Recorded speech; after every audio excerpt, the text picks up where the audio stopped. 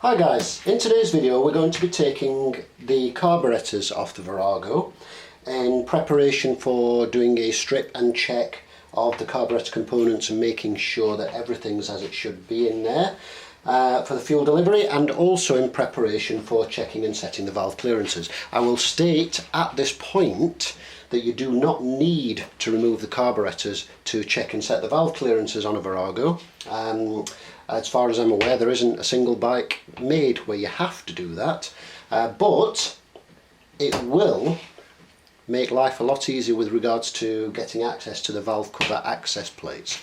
So while the carburettors are off, I'm going to go ahead and check the valve clearances, because it just makes sense to, rather than put everything back together and then have to fiddle around everything.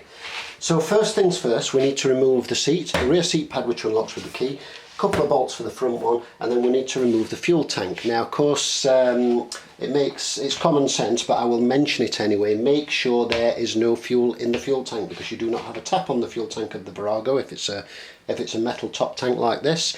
The good thing is it's very, very small capacity, so the chances are, unless you've only just filled up, you won't have any fuel in there, so you'll be okay. But make sure that's empty before you take the feed tubes off the fuel tank.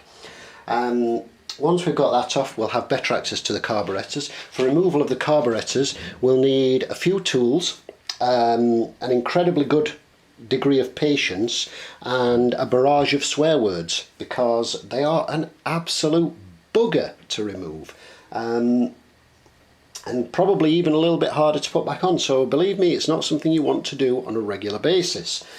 But anyway, we'll just get into it now. So there's the seat pads removed, the rear and the front one. I've not included showing the how-to on that, because quite frankly, if you're having to ask how to remove the rear and front seat pads on a motorbike, you probably shouldn't be trying to remove the carburettors anyway. So that's very straightforward, as I said anyway. Key for the back, a couple of bolts for the front, and then we now go to the fuel tank. We've got a bolt at the back, 2 bolts at the front, either side of the frame, and then you'll need to undo the clips holding your fuel hoses. So at this point we're looking at it with the seat and the fuel tank removed. Once you've taken the bolts off, there's a rubber pad at the back, 2 rubber washers at the front. Be careful that you don't lose those. You just lift the tank up and away. You can either lift it up and backwards and undo the 2 tubes. There's a thick and a thin fuel pipe underneath the fuel tank. You can either lift the thing back and undo them both from under the fuel tank, or just take both the connections off from the top of the actual fuel tank under the seat here, which is what I've done. And just remember which direction the pipes feed through the frame. The thick one feeds through here, the thin one through here when you reassemble that.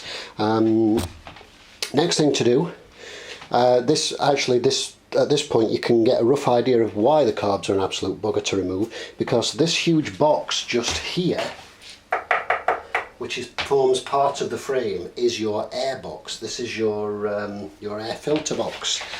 So and it's right in the way. You physically cannot move it. It's right in the way. If that wasn't there, you would have so much more room. But anyway, enough of the grumbling.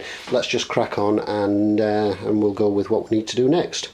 So first thing we need to do now is take off the air intake pipe. This is where the air gets sucked in underneath the fuel tank, with a single cross-headed screw up here. From this, you just pull out the whole assembly, which is in 2 parts. You've got the air filter here, and then the long bolt which holds it all in with a scoop at the top. Just pop those aside with the other bits. What this enables you to do now is actually get your hands down inside here, which is something you'll need to do to yank up the covers from the carburettors, so that you can pull them and separate them from the carburettors, which will give you a little bit of wiggle room and helping you to remove them.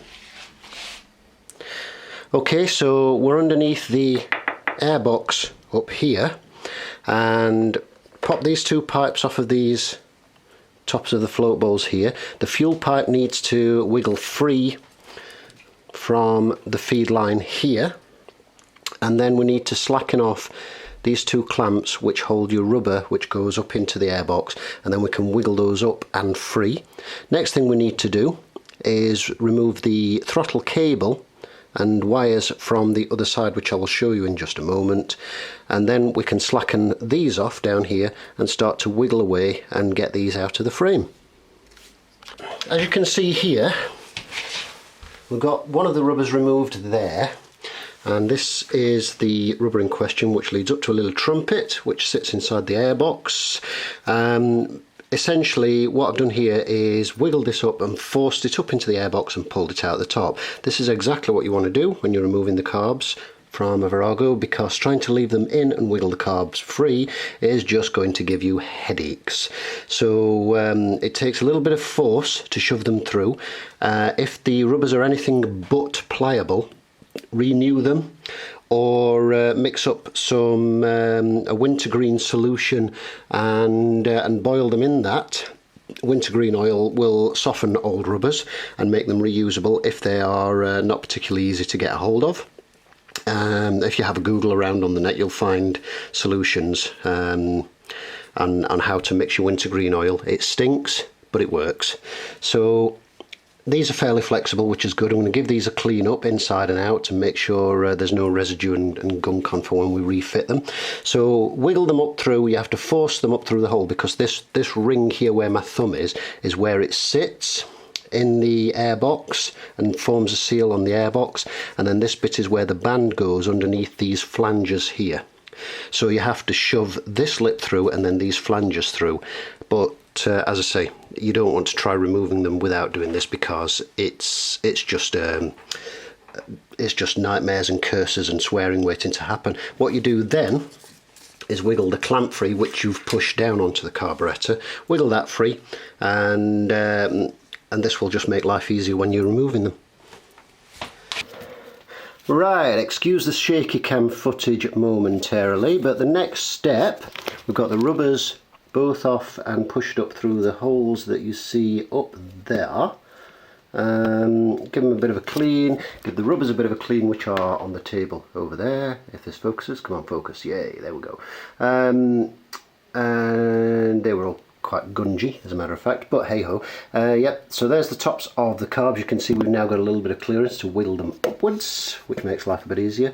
We've got the fuel line off, we've got the air lines off, and then down underneath the carburettors you undo these two clamps which hold your the carburettors onto the intake rubbers that go into the cylinder blocks. This is a job that's made considerably easier if clamps with mangled screw heads haven't been used. Ian, thank you.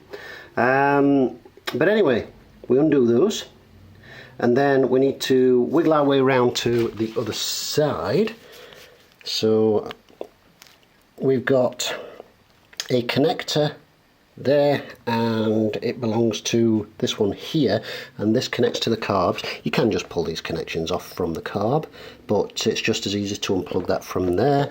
And we then need to unhook the throttle cable, and I'm going to kind of try and show you how we do this, but it's a little bit tricky because I'm trying to hold a light and a camera, and this is all a bit cockeyed, so excuse the footage. But essentially, lift the throttle here, wiggle this line out of here, and although it's incredibly hard to see, hopefully you can get an idea that this, just like a bicycle cable, pops out of here like so, and then we can wiggle this free up here like so. At this point we have everything disconnected. All that's left to do is wiggle the carbs upwards and out. You can see the throttle cable, hopefully. Kind of, whoops, if I shine the light in the right direction it's going to help, isn't it? But that's the end of the throttle cable, waggling about just there near the chrome. Ooh, Jeremy Bob, you can hear tapping on there. Disconnected from the carbs. What we need to do now is wiggle the whole assembly upwards and wriggle it out of the right hand side of the frame. So I'm going to try and... problem here is I've not really got anywhere to kind of balance this light. Makes things a wee bit awkward. Oh, that might work. Oh, maybe not. Oh, hang on. Oh. So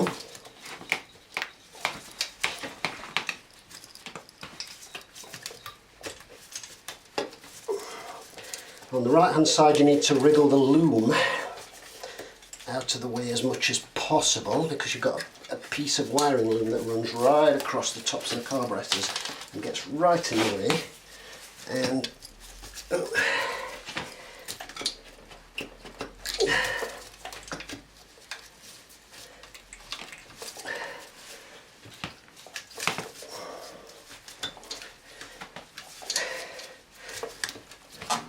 during this stage you might want to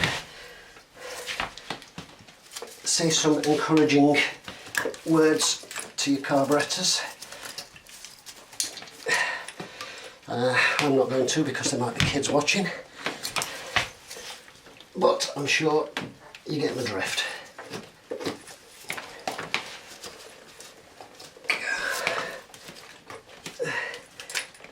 Come on.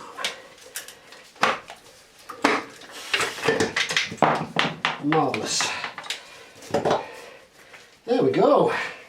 One set of carburettors removed with surprisingly little bad language, mainly because I know I'm filming. So there we go, and there's the empty space, which just invites a custom made Y-piece and single carburettor with a side mounted airbox, don't you think? That's certainly what I'd think about if I had another one of these. But there you go, that's how to remove the carburettors from a VIrago 535 with minimal swearage. Additional swearage might help, and I don't blame you if you do. So the next one, join us for the next video where I shall be stripping this lump here. Just the basics. We're going to basically take the tops off, have a look at the diaphragm rubbers, take the bottoms off, make sure all the valves and the needles and everything else are working as they should.